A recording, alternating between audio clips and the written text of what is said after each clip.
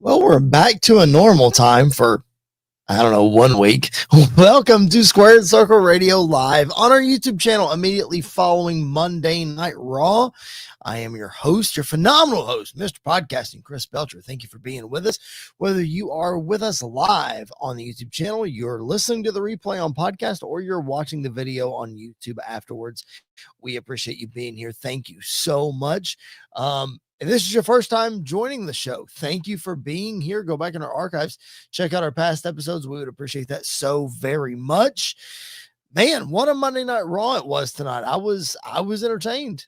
I thought it was really, really good. Some really good things that we're going to get into tonight as we preview Crown Jewel and as we look at some of the other things going on in the world of professional wrestling. So, again, appreciate you guys being tuned in.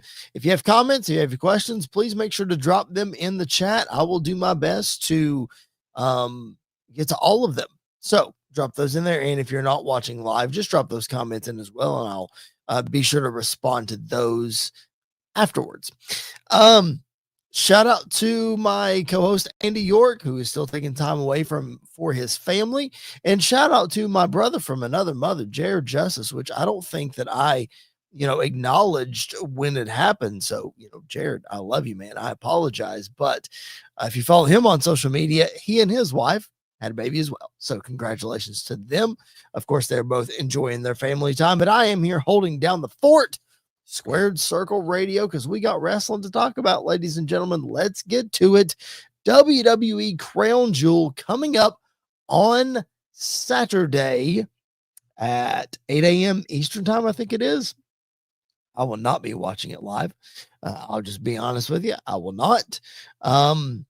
But I will try to catch as much of it as I can. And then we will be back to talk about it next week. Let's kick it off. Let's kick off our preview with the match that was made tonight on Monday Night Raw. The Australian Street Fight, the fifth match added to the Crown Jewel card. Roman Reigns and Bronson Reed, a rematch from Clash in Paris that saw Roman Reigns get the win and Bronson Reed get him stretchered out from that event. Even though Roman Reigns walked in standing tall, he was stretchered out. And that was part of the promo tonight, but with Heyman and with Bronson Reed, with Roman, was that, hey man, listen to me.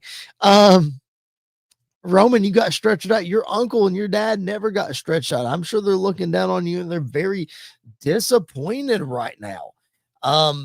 So really interesting that this one gets made official. Of course, Roman Reigns is on the poster for the show. You couldn't leave him off. And then Bronson Reed, the hometown boy, you couldn't leave him off either. So makes a lot of sense to get them on the show. What a pop for Roman Reigns tonight on Monday Night Raw when he came out. There's something that takes you back to the incredible bloodline story when you know that Roman Reigns is kicking off Monday Night Raw. You have that feeling and that aura that we talk about all the time about Roman Reigns. But I feel bad because we're going to preview this match and we're going to make our predictions, of course, but this is more about the bigger story that's going on than this actual match. I'm not going to sit here and break down the holds and the Superman punches and, all the weapons they're going to use and the whatever. This is about the bigger story that is being told, and that bleeds over into the main event of Raw tonight. Of course, I'm talking about this story that we saw with Roman returning last week, coming to the aid of the Usos, helping them beat the Brawns in the main event, but Roman telling Jey, it's your time now. Don't let anybody stand in your way. You got to just take this. And tonight on Monday Night Raw, when Roman ran into the Usos backstage, he told Jey, hey, I don't need your help out there. You need to be focused on what you need to focus on. And then he tells Jimmy, he says, Jimmy, don't forget, man, I see everything and I hear everything. And I don't know why you're getting upset about Jey taking my advice. Well, then later he comes to Jey in the show after Jimmy and Jey get into it with Punk and LA Knight. And he says, Jimmy, the best way to help Jey might just be to get out of his way. Very interesting.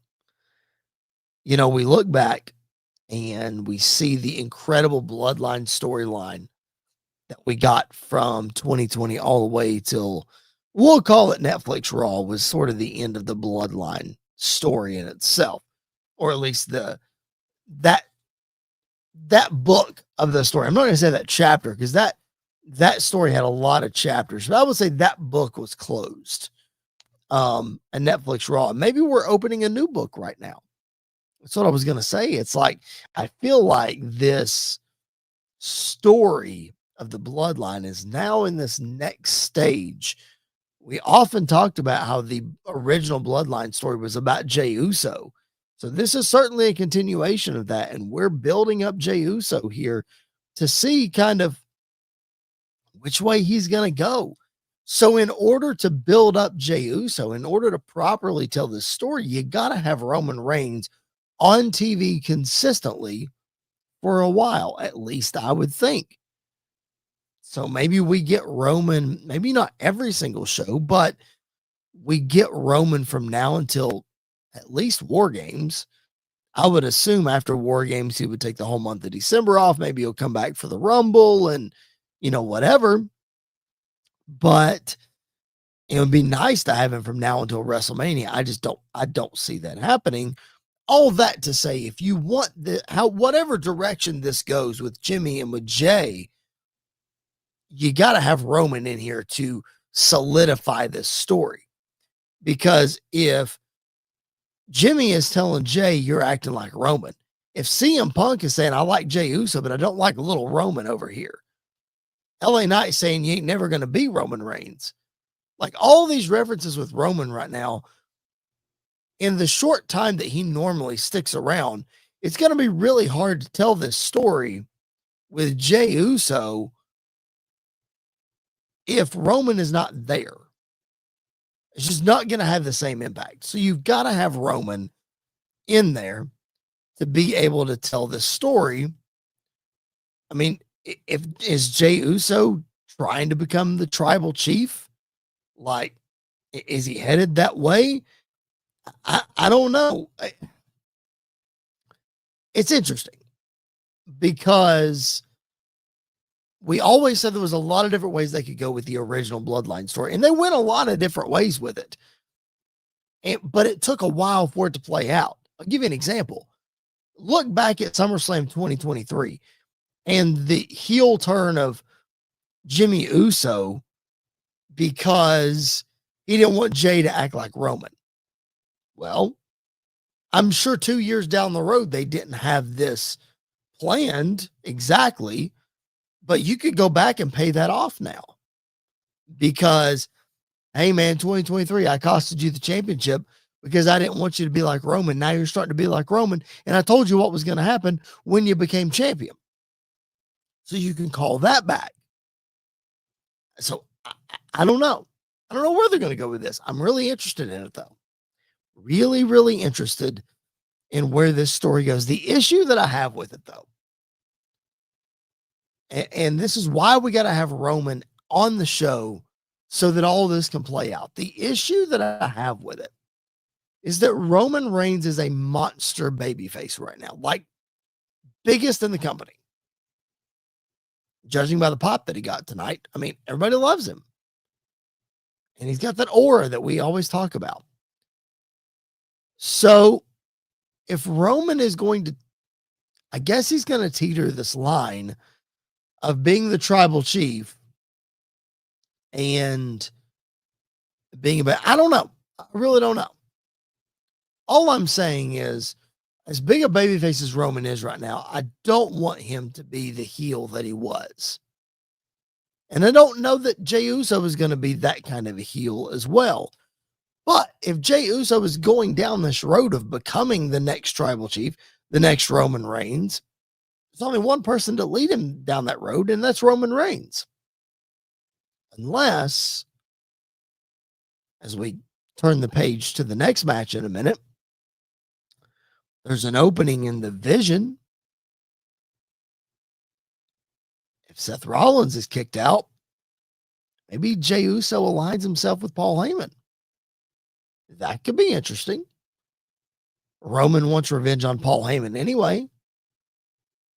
And maybe that's a point where if Jey Uso tries to align with Paul, Roman tries to talk some sense into him. He doesn't listen. Maybe there's point of contention there. Maybe Jey goes too far. Maybe that's the step across the line that Jey takes that Roman says, whoa, whoa, whoa, I didn't call that play. No, I didn't call that one. I don't know. Could be very interesting. City Kitty in the chat. Thank you for being with us. Roman is a huge baby face that I never thought I would see, but I have to admit I like it. Exactly. The biggest heels always become the biggest baby faces. It's just, that's wrestling 101. I don't know how it works. I don't know how that psychology works, but it does. And Roman Reigns is a perfect example of it. Now, I've spent a lot of time sitting here talking about the Usos story. That's not the story of this match. Do I think they'll probably show up at Crown Jewel, maybe get involved, especially if Braun Breaker shows up? Well, of course I do. But this match, Crown Jewel, Bronson Reed, Roman Reigns, Australian Street Fight. This is our official preview and prediction show for Crown Jewel. I'm going to give my prediction for this one. I think Roman gets a win here. I think it's, of course, you would want Bronson Reed to get a win in his hometown. Maybe you find a way to do that. But I feel like Bronson has the one up right now because he sent Roman out on a stretcher in Paris.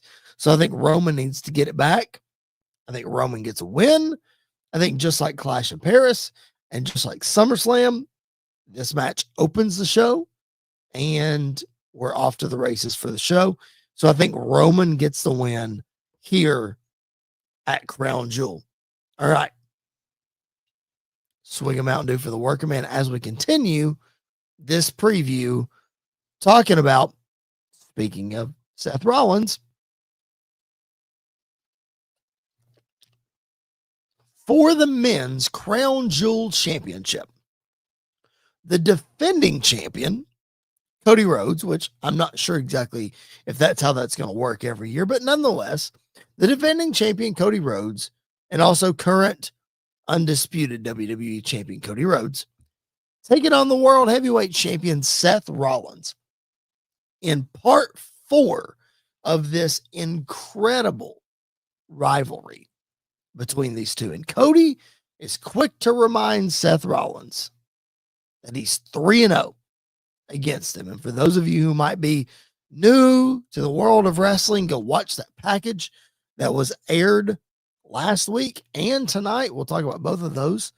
But those 3 matches, of course, Cody Rhodes' return at WrestleMania 38 to the WWE after being gone for 6 years, I think it was. And then they turn around at WrestleMania Backlash, win at it again. And then the famous torn pec Hell in a Cell match, Cody Rhodes won as well. So this match, even though it's champion versus champion, no title on the line, it's not even about the Crown Jewel ring, if I'm being honest. It means more to these two. And as I just laid out right there, these two are forever attached to one another. Because if you go back and you look at Cody Rhodes' first run as Dashing Cody Rhodes, and when he had his dad and his brother, and they won the tag titles against the Shield, Roman Reigns and Seth Rollins. And then Seth having the 3 biggest matches of Cody's career when he came back. And then, of course, what Seth did for Cody at WrestleMania 40. So the 2 most important matches of Cody's career, WrestleMania 38 and WrestleMania 40, Seth Rollins is forever linked to those matches. So there was lots of rumors about these two that they didn't like each other when Cody first came back. I'm not sure exactly how true they were. There's probably some professional rivalry there. I know Cody talked a lot about the Dusty Kids and all that kind of stuff, but regardless, there's such an element of realism in this story because Seth wants to be the guy. Seth has always wanted to be the guy, and it just hasn't worked out. They've tried to make him the guy, and it hasn't worked. He's always that guy. I've long since said that he is the best in-ring performer of our generation. And I firmly believe that. But then you got Cody, who comes from the company that he started as a rival and comes back, and he beats Seth Rollins 3 times. And he immediately is the face of the company. He wins the championship, and Seth has a front row seat to it. And he's the guy, just like that. And you know, personally and professionally, that eats at Seth Rollins. And that's because Seth cares so much about his work, and he wants to be the best, and he wants to be that guy. But they seemingly just hand the ball to Cody. Now, I'm not saying Cody doesn't deserve it or that Cody didn't earn it, but professionally, there's that jealousy that's there. So where's that line of story and reality? You know, you have the whole watch situation where Cody and Becky Lynch talked about it on his podcast, and Becky says, "Oh yeah, it's on the bus. He's never worn it." And then their first promo together, Seth wears it. A City Kitty in the chat right there. 3-0 story. The story promos have been fire. Absolutely. They've been fire for sure. So the promos between these guys and the video packages, I mean, it just makes me incredibly excited for what happens in this match. Now, listen, in this specific match, we know that these guys are going to tear the house down. We really do. Because you can't have these 2 guys in the ring going against each other and it not be an incredible match. But it's what happens after this match that is the most important part of this story. Now, we've seen, again, go back, Seth not listening to Heyman on Friday, and Heyman trying to put a wedge between Cody and Randy Orton, which the Cody and Randy story, that's for another time. But Heyman trying to help out Seth, trying to tell Seth at the end of SmackDown, don't go out there, don't go out there, don't go out there. And he doesn't listen. So I say that to say what happens after the match between Cody and Seth is the most important thing. Because I originally thought that this is a must win for Seth Rollins. Obviously, you don't want to go 4-0 or 0-4 against Cody Rhodes for your career. You want to be the guy, if you want that championship to be credible. But Seth Rollins loses this match. You imagine what the story is now? I mean, Heyman laid it out perfect tonight. Seth said, what if I don't beat Cody? And Heyman said, you're going to lose the locker room. You're going to lose the faith of Bronson Reed and Braun Breaker. And it raises questions about your vision. And if you're a second-rate champion and all that kind of stuff. And Seth said, well, what about you, Paul? And Paul Heyman said, he will question if you made the right choice for Seth Rollins over Roman Reigns. That look from Paul Heyman right there. I mean, you talk about, I just got through talking about the Usos and Roman Reigns and how great that story is going to be. This story right here is so, so good. Because it seemed like a forced partnership to begin with. And a lot of people were saying, oh, it doesn't make any sense. They don't have any history. And, oh, it's just not working. And Heyman and Seth just don't look right together. Well, what I will point out is the last time this sort of happened, Seth Rollins cashed in Money in the Bank at SummerSlam, and it all was a ruse. And Seth Rollins and Paul Heyman all was right in the world. But if Seth Rollins loses this match, imagine just Seth going crazy, just absolutely crazy. I think it was Bully Ray on Busted Open this morning that said, I want to see Seth in a straitjacket in a padded room. Like, you've got Becky going on and on and on about losing to Maxine Dupree via count out and all the stuff that she was saying last week. And Seth's just basically ignoring her, letting her go on and on. And Seth is in his head in this match. And I can't wait to see what happens when Seth loses. So that's my official prediction. I think Cody Rhodes wins this match just for the sake of the story. Just for the sake of the story, because it's like, I don't know. I'm excited for it. I really am. I think they're doing some really good stuff with this. I think they're making this really, really, really interesting. So I'm going to go Cody Rhodes defeating Seth Rollins at Crown Jewel. Let's talk about the other match that, not the other match that's on Monday Night Raw. There's another, all the matches are on Raw except for one, which we'll talk about here in a few minutes. But let's talk about the dream match. AJ Styles and John Cena one more time. Now, I talked about this match a whole lot last week, so I'm not going to dive into super deep detail. All I will say is the video package that was shown tonight on Monday Night Raw with their rivalry and those three matches, and how AJ was the face of TNA and John was the face of WWE, and what would happen if they ever went at it. Man, that was such a good video package. Exactly what I wanted to see with those guys. So, again, I talked about this a whole lot last week. I'll clip this video off. I'll actually link it right here on the full episode, but you can go to the channel in the archives and check out the cut of me talking about this match last week. What I will say is I hope the Judgment Day doesn't interfere in this match. I really hope that they don't. It would just taint the whole thing. I don't think WWE would do that, but you never know. They might. All that to say, my prediction is I think John Cena does win this match.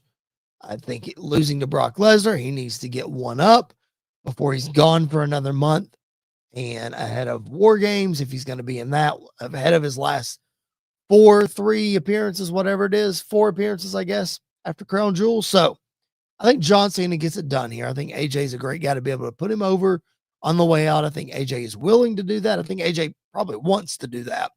So I'm going to pick John Cena to beat AJ Styles at Crown Jewel. Here's what I want to talk about with John Cena on this week's episode, though, because on Tuesday had to be the day after we recorded an episode. Thank you, Triple H. On Tuesday, Triple H posts on Twitter the official announcement of John Cena's retirement match Saturday, December the 13th in Washington, D.C., not in Boston, but in Washington, D.C., on Saturday night's main event. Now, a lot of people are not happy about this announcement. And one reason they're not happy is they're blaming Triple H because it's a Saturday night main event and it's not a regular PLE. I got news for the internet wrestling community. Triple H does not make the events. Triple H books the events. Triple H does not make them. So you can blame TKO. Of course, you blame TKO for everything, and that's fine. They make the decisions now, but they made the decision to have John Cena's final match on a Saturday night's main event, not on a PLE. That's their call, not ours. Now, I don't know if this will be a different Saturday night's main event, if they'll pay tribute to John Cena all night long, or if it'll be the one match, or what. I don't know how it'll work. The rumor is right now that there's going to be a tournament to determine Cena's final opponent. Okay. I get behind that. I understand it. I would rather it be a story out of War Games, but I can see a tournament. Okay, cool, fine. Regardless of how it happens, it's fine. It's fine. What's the difference in a PLE versus? It's on a streaming service. Go find it. I mean, it is what it is. Like, I don't think it's that big of a deal. A lot of people are comparing it to Goldberg, saying, "Oh, they ran out of time for Goldberg. They're not treating Cena right." Blah blah blah. As long as the event pays tribute to John Cena, it shouldn't matter what event it is, right? I thought it was fine to do Saturday night's main event because originally I thought it was going to be on NBC on cable channel, but I guess it's not. So there went that logic. But regardless, I think it's okay. Just don't stress out about it. Don't stress out about it. City Kitty in the chat, going against the grain, picking AJ for the win. Okay. All right. So Cena drops another one. Maybe Cena goes on a losing streak on his way out and wins the last one. I don't know. Lots of different ways you could go with that. I would be down with that. I mean, you can see it through this hoodie. It's pretty, you see through it. I don't know what the word is. I can't think of the word right now, but I am wearing an AJ Styles shirt under this. So I would be totally fine if AJ wins this match. I mean, AJ is 2-1 against John Cena. Make it 3-1. It's fine. I'm good with that. All right. Before we finish up previewing Crown Jewel, appreciate you guys being with us. Let's take a little pause for the cause and pay some bills. Not really, but kind of. To our longest reigning partners. The guy who plays our show each and every week, multiple times a week. Marathons, if you listen to Sports Wire Radio.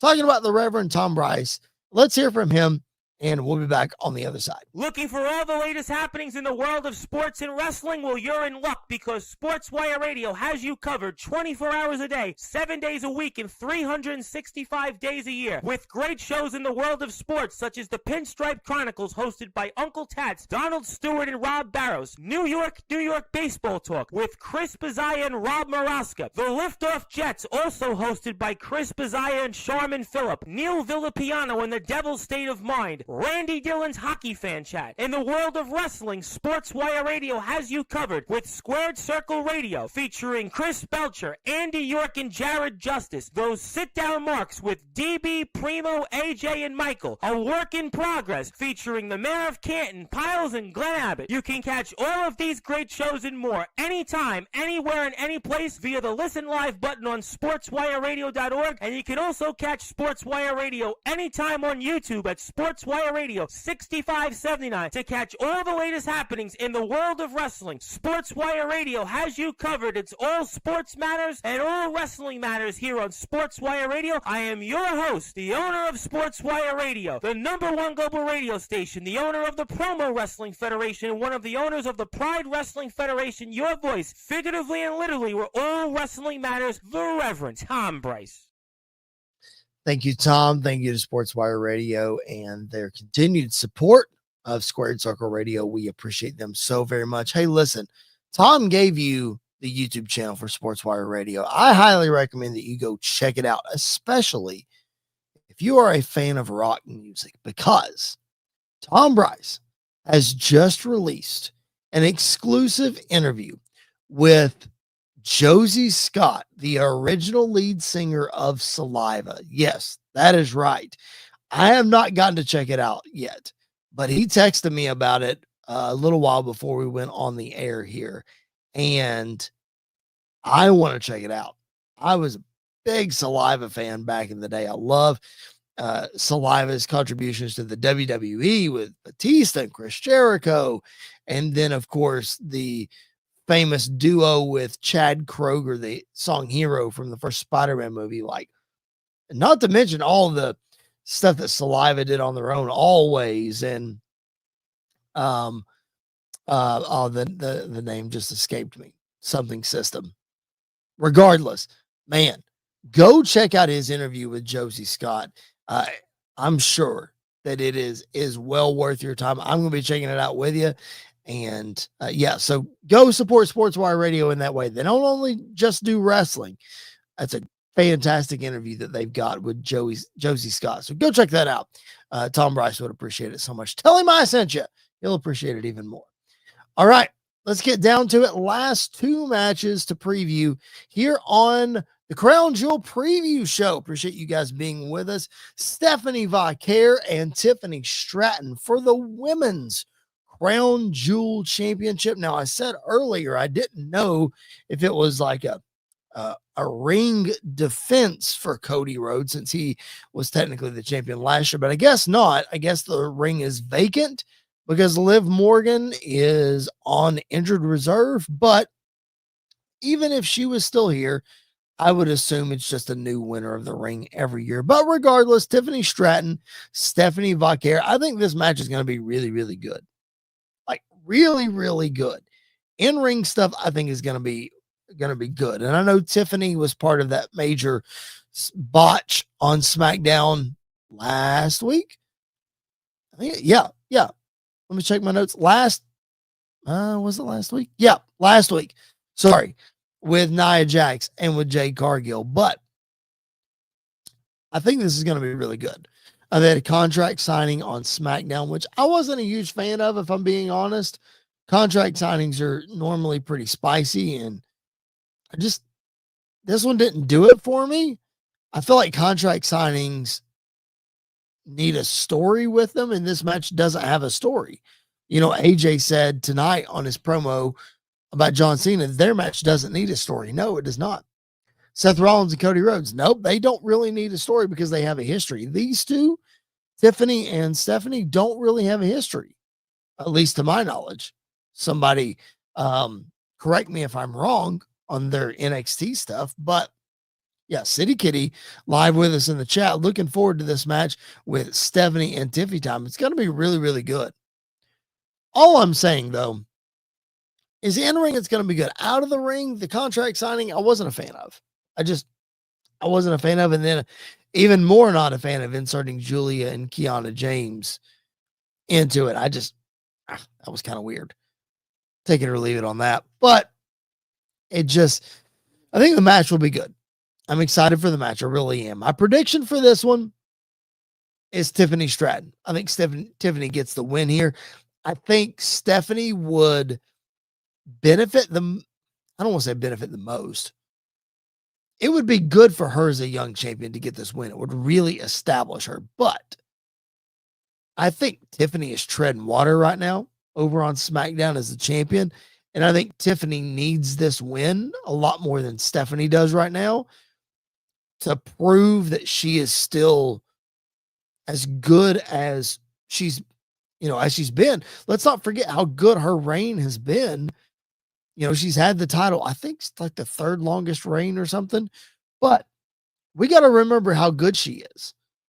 And that SmackDown botch last week was a major, major issue for her. Her match at SummerSlam with Jade Cargill wasn't great. She's mainly been feuding with Nia Jax, and so she needs some credibility back. We need to be excited about Tiffany Stratton being the women's champion again. So I'm going to go with Tiffany to win this one. Let's go to the other women's match on the card. The hometown girl, Rhea Ripley, teaming up with Io Sky to take on Kairi Sane and Asuka, the Kabuki Warriors, in this tag team match. Honestly, I think this match itself is going to be really, really good. I've just not been a fan of this story, if I'm being honest. Like, I understand trying to put Io in the middle of her friend Rhea and her friends, the Kabuki Warriors. I get what they're trying to do with it, but Io's character just doesn't work. Like, Io trying to be conflicted Io trying to be sad. Like the way they laid the story out last week, they showed that recap earlier on Raw tonight. The way they laid the story out was fine. The execution was just not good. Like, I don't believe Io playing this conflicted character. I don't. And I'm not saying that she's playing it off and she's just going to turn on Rhea. I do think that's a possibility, but I'm saying Io is not a very good actor when it comes to trying to be sad, trying to be conflicted. She's not believable. And it makes it really, really hard to buy into this. Now, I understand the other side, this other little story that we have going on with Asuka being abusive to Kairi Sane and trying to make her a big baby face and have the fans have some sympathy for Kairi. I get that. That's cool. That's fine. But again, I don't know. And then putting Rhea in here, like I know Rhea needs a match on the card. I don't know. I don't like I just don't like the execution here. The premise of the story is fine. I just don't like the players involved and I don't like the execution. I mentioned a minute ago, I would love if Io turns heel here. Like, I'm going to pick Rhea and Io to win the match. And because Rhea's got to get the win, especially if Roman is going to beat Bronson Reed earlier in the night. So one of the hometowners has to get a win. So Rhea gets a win. Maybe this opens the show. I mentioned Roman opening. Maybe this opens it. But would love to see an Io heel turn at the end of the match. Major heat. Being in Rhea's home country, that would be major heat. I would love if Io aligned herself with the Kabuki Warriors following this match. All right, let's recap them. WWE Crown Jewel predictions. Here we go. Cody Rhodes and Seth Rollins for the Men's Crown Jewel Championship. I'm picking Cody Rhodes to win this and send Seth Rollins down a spiral. Roman Reigns and Bronson Reed in the Australian street fight. Give me Roman Reigns to get the win. For the Women's Crown Jewel Championship, Tiffany Stratton against the new Women's World Champion, Stephanie Vaquer. It is Tiffy time at Crown Jewel. Kabuki Warriors against Rhea Ripley and Asuka. I'm going the hometown girl, Rhea Ripley and Io to get the win, but a heel turn by Io at the end. And then John Cena and AJ Styles one more time for the last time. Give me the 17-time champ, John Cena, to get the win. All right. Before we wrap up here, thank you guys for being tuned in, whether you're watching live, whether you are watching us on replay, whether you're listening to us on podcast. We appreciate that very much. Couple of things from SmackDown before we get out of here. I mentioned Julia and Kiana James earlier. Julia being the women's U.S. champion. If you guys didn't know that, maybe you did, maybe you didn't. It's easy to forget because the WWE has really fumbled this women's U.S. championship. I mean, just outright give them the handoff and they just, whoops, dropped it and have butterfingers and can't pick it back up. Like, it's terrible. They started out really, really good with Chelsea Green. I mean, really good. Chelsea, one of the absolute most captivating, most popular, most entertaining characters on SmackDown, and you put the championship on her, and it felt important because of Chelsea's credibility. And then you take it off of her as soon as she starts this president gimmick with the Secret Harvest and all really embracing the president gimmick because she's the U.S. champion. Then you take the title off of her. Like, what? Why? It doesn't make any sense. It just does not make any sense. I'm not saying that Chelsea Green has to be the U.S. champion. I'm just saying that nobody knows that Julia is the champion. And then Kiana James trying to talk for her on SmackDown this week just was not good. Like, I cannot get invested in that championship. Julia is a fine wrestler, but I can't get invested in the championship. I don't know. They need something to make it feel important. I don't know what it is, but they need to feel, or they need to do something to make it feel Important.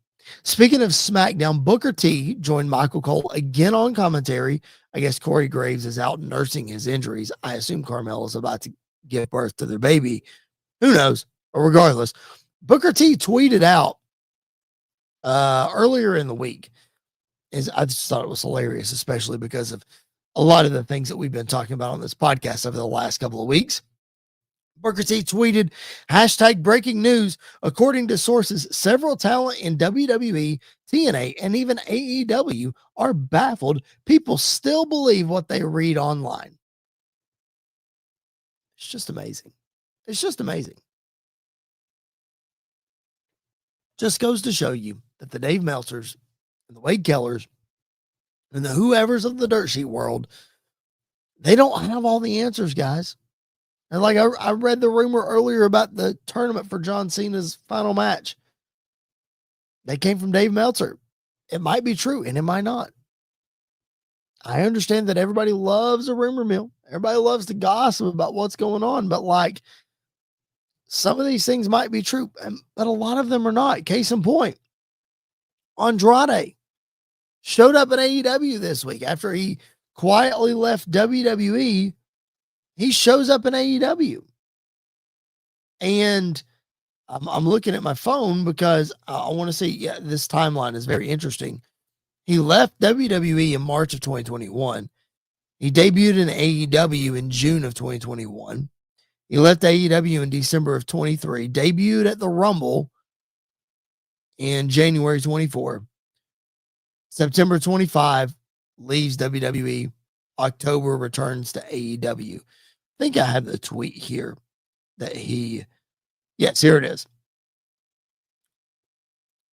Andrade at Dave Meltzer. I'm not sure exactly what Dave reported about Andrade, but he says at Dave Meltzer, "You talk too much crap without proof. And sir, I'll only tell you one thing. When my contract with AEW ended," I assume he's talking about 2023, "I personally went man to man to thank Mr. Tony Khan for the opportunity to be in AEW, and that's all I'll tell you. If I wanted to talk more, I would show you that you're wrong about many things, but you keep killing the business." It's just fun to me. It's just fun. But Andrade back in AEW, very interesting. I'll be interested to see how they use him over there. I won't be following it. It'll be interesting to see if they do better than they did the first time. City Kitty giving her predictions in the chat for Crown Jewel. If you've got your predictions, drop them in the chat on the replay. I'll be happy to respond to those. Let's have a good back and forth. If you want to tweet at me at Chris Belcher 24, you can do that. We'll talk about those predictions as well. City Kitty going with Cody Rhodes, Roman Reigns, Tiffany Stratton, AJ Styles, Io, and Rhea. City Kitty, we were 4 for 5 there. We only disagreed on AJ and Cena there. So very, very cool. All right. We appreciate you guys being locked in live with us or on replay. That's fine too.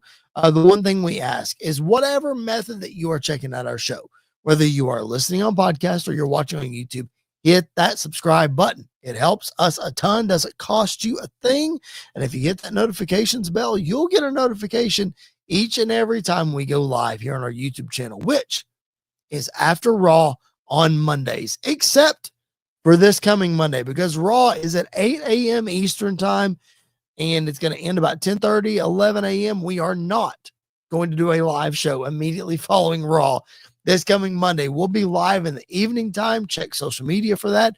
Normally, we go up around 10 p.m. Eastern on days that Raw is at a different time. So look for it to be around 10 p.m. Eastern next week for our live show. We will not be doing a live show after Crown Jewel. I will actually be camping with my family this weekend. My kids and my wife have fall break, so we're going to go camping and hang out. So we will catch you up on everything Crown Jewel and everything Raw next Monday night. So make sure you are locked in with us.